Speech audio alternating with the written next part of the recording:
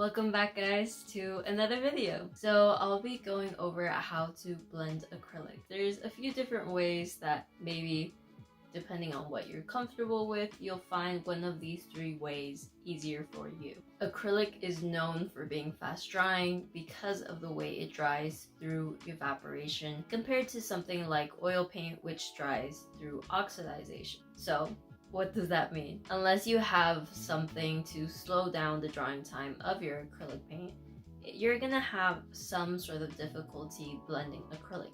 But there's a few different ways to fix that. There are three different methods that I love using when I need to blend acrylic. There is dry brushing, layering, and mixing wet into wet. So now let's break down these methods into what they mean and how to do them. Dry brushing, as the name suggests, is achieved using a dry brush and a bit of paint. Now, I don't like going too heavy-handed on the amount of paint I use. Generally, I want to have a bit of paint on my brush, slowly blend that out, and if necessary, add more in later. And as you can see, I really take my time to just blend out those edges. Now, dry brushing is really amazing for creating that soft sort of airbrush look. And it's something I use a lot in these portraits.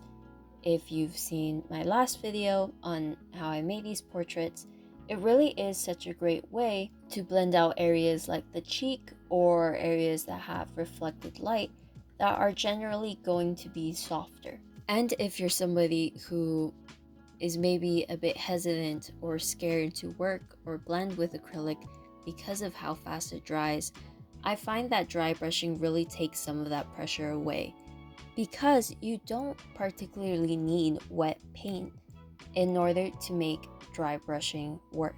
And the leftover paint in your brush really allows you to blend out the edges without having to worry whether or not your paint has dried, because the leftover paint in your brush will still soften up those edges even if you feel your paint has dried out.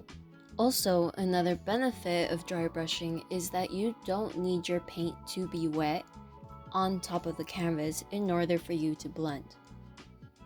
Regardless of whether you're blending into paint that you recently put down or paint that's already completely dry, you can still use dry brushing in order to soften up those edges. And you can see this with this painting that I made, where I originally laid down the darker shadow color first before blending the lighter color into it. And as you can see, you still end up with a very soft transition.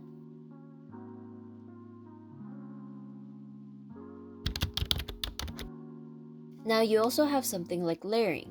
Layering will take very watered down versions of the color that you're mixing and slowly layer it on top. Now, I like to call this my watercolor method in the way that I do it. I will take a color, whether I've originally mixed it out or will make a new color, and lightly layer this on top of colors that already exist. So in this case, I used the darker gray that I used for the dress and watered it down to make a small transition shade between the different grays. And as you can see, this allows you to get a very subtle change in color. Now, layering like this is also really great if you just want to darken up some areas after the fact. So for example, with this dress, there were a few areas that I wanted to be a bit darker to really add some more dimension. And using these sort of watered down layers, it allows you to blend a little bit easier.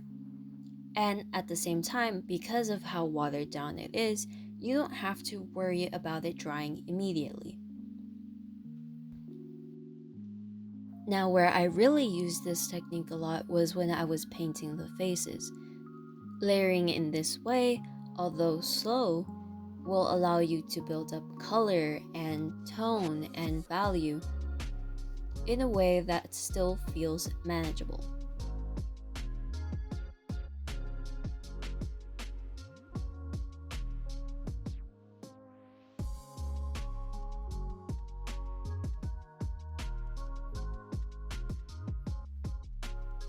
And I did this same sort of process in one of my pet portraits. And with this method, you don't have to worry so much about blending one color into another, rather building it up so that they mesh together. A lot of this also just requires mixing transitional shades on your palette rather than trying to mix it on your canvas. So for the pet portrait, I'm mixing varying shades of brown to really make that blending process easier. And when you're working with watered down layers, one of the benefits is that as you add more and more layers on top, you also get darker.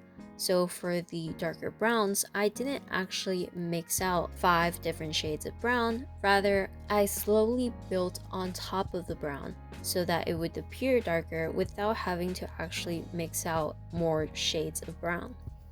I've also just used layering in order to add back some saturation after I've finished painting, or add in something like highlights.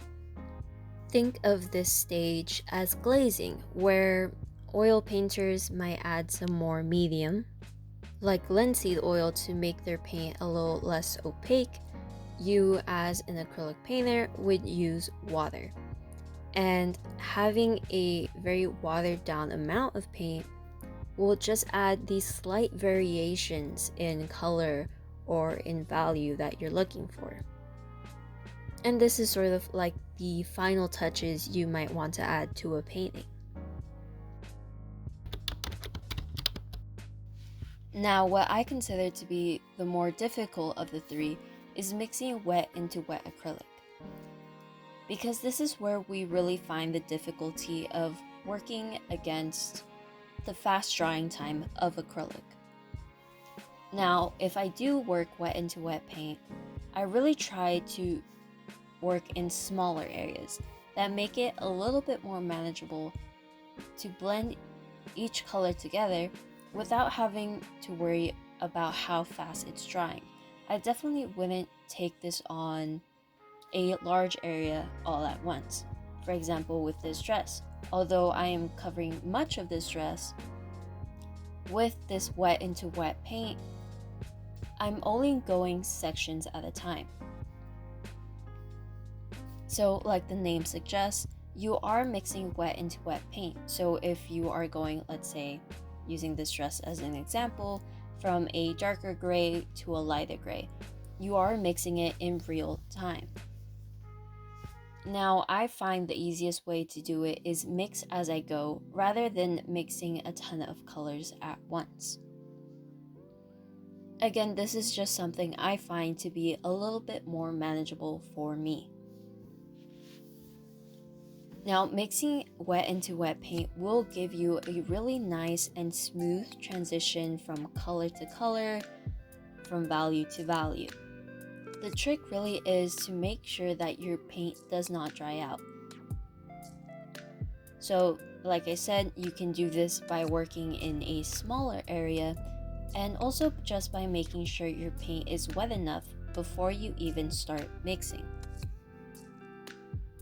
Now, I find a really easy way to do that is just by spraying a bit of water onto the paint that I'm mixing on my palette and making sure that it's not going to dry out on me. Now, you don't have to just pick and choose one. While each 3 of these methods have something great about them, I often use all 3 at different stages of my painting and different areas of my painting, because they all have these different results. So one of the most important things about blending acrylic is also just finding what works best for you. Over the years, I found that these 3 methods are my tried and true and just work the best for me and my process.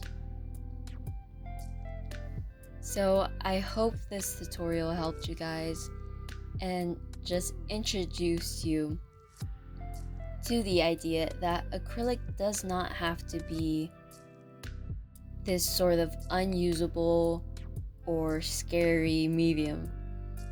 Thank you guys so much for watching, and I'll see you next week with a new video.